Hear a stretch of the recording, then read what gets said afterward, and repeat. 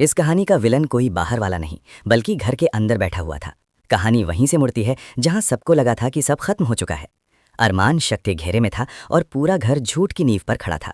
लेकिन अरमान जो बैठने वालों में से नहीं था, उस पर सिर्फ इल्ज़ाम नहीं लगा था, उसकी वफादारी पर सवाल उठाया गया था और यही बात उसे अंदर से जला रही थी।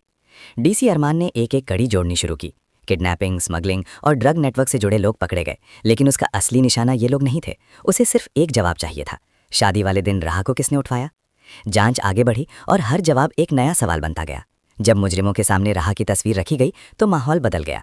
उन्होंने कबूल कर लिया कि उसी को उन्होंने उठाया था। अब खेल तेज हो चुका था। अरमान ने सीधा सवाल किया, किसके कहने पर? एक नाम सामने आया। उस आदमी को पकड़ा गया। पूछताछ में उसने बताया कि उसे पैसे एक औरत से मिले थे। अब कहानी और गहरी हो गई। ट्रांजैक्शन और कॉल रिकॉर्ड सामने आए और फिर वो नाम सामने आया जिसे कोई सोच भी नहीं सकता था। आसिया, वही आसिया जो हर वक्त राह के साथ हमदर्दी दिखाती थी और घर में सबसे भरोसेमंद मानी जाती थी। असल में वही इस पूरे खेल की मास्टरमाइंड निकली। उसने एक औरत को पैसे दिए और उस औरत ने किडनैपर्स को। इस तरह राह की जिंदगी बर्बाद कर दी गई। अरमान अब सच तक पहुंच चुका था, लेकिन ये सिर्फ एक केस नहीं था बल्कि उस घर को तोड़ने वाला तूफान था। फिर भी उसने सबसे पहले राह को फ़ोन किया। वो असली मुजरिम तक पहुंच चुका था। राह ये सुनकर सन रह गई। जब उसे नाम पता चला तो उसके पैरों तले ज़मीन खिसक गई। अब कहानी का सबसे मुश्किल मोड़ था। राह के सामने दो रास्ते थे, या तो सच सामने लाए या सब कुछ सहकर उस घर को बचाए।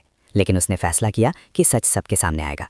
वो दिन आया जब सब एक ही छत के नीचे थे, आदिल, आसिया, बतूल और बाकी घर वाले। तभी दरवाज़ा खुला और अंदर आया कबीर, राह का बाप। घर में हलचल मच गई, लेकिन राह सबके सामने आ खड़ी हुई और बोली कि उसने ही उन्हें बुलाया है। फिर उसने ऐलान किया कि वो इस घर से जा रही है, लेकिन सच बताए बिना नहीं जाएगी। तभी दरवाज़ा फिर खुला और अरमान पुलिस और सबूतों के साथ अंदर आया। लेडी पुलिस ने आसिया को पकड़ लिया। वो चिल्लाई कि ये सब झूठ है, लेकिन उसी वक्त वो औरत सामने आ गई जिसे पैसे दिए गए थे। उसने सच बता दिया। मोबाइल रिकॉर्ड और ट्रांजैक्शन भी सामने आ गए। अब इनकार की कोई गुंजाइश नहीं बची थी।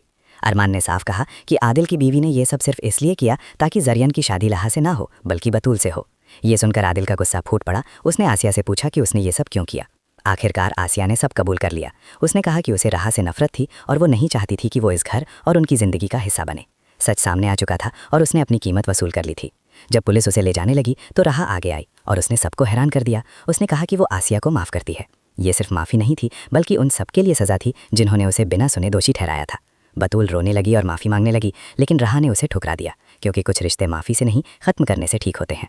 इसके बाद राह अपने बाप कबीर और माँ तारा के साथ उस घर को छोड़कर चली गई। जाते जाते उसने सिर्फ इतना कहा कि जब वो सच बोल रही थी तब किसी ने यकीन नहीं किया और अब बहुत देर हो चुकी है। लेकिन कहानी यहीं ख़त्म नहीं होती। बतूल की शादी जरियन से हो चुकी है और अब एक नया खेल शुरू होने वाला है। इस बार सिर्फ राह नहीं बल्कि पूरा ख़ानदान फंसेगा और जब सब कुछ ख़त्म होता नजर आएगा तब एक बार फिर अरमान लौटेगा।